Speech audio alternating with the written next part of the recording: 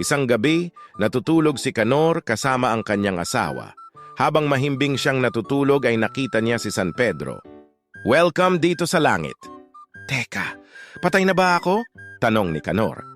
Sumagot naman si San Pedro ng, "Oo, namatay ka habang natutulog. Pero di mo pa oras para mamatay kaya ibabalik kita sa lupa. Ang nakakalungkot lang ay di ka na makakabalik sa dati mong katauhan kaya mare-reincarnate ka bilang isang hayop." Biglang lumiwanag ang paligid at paggising ni Canor ay nasa kulungan na siya ng manok.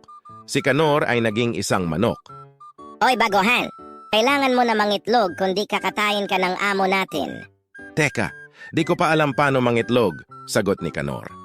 Kailangan mo lang umiri ng malakas para mangitlog ka. Sagot ng kausap niyang manok. Umire si Canor at may lumabas na malaking itlog. Wow, ang laki ng itlog mo. Iri ka pa ulit, may lalabas pa yan. Umire ulit si Canor at may lumabas ulit na napakalaking itlog. Nagulat ang ibang mga manok. Wow, sobrang laki talaga ng mga itlog mo. Sige pa, umiri ka pa, may lalabas pa yan. Umire ulit ng malakas si Canor at nagising siya sa suntok at sampal. "Walang hiya ka, Canor! Kadiri ka! Ba't ka tumatay sa kama?"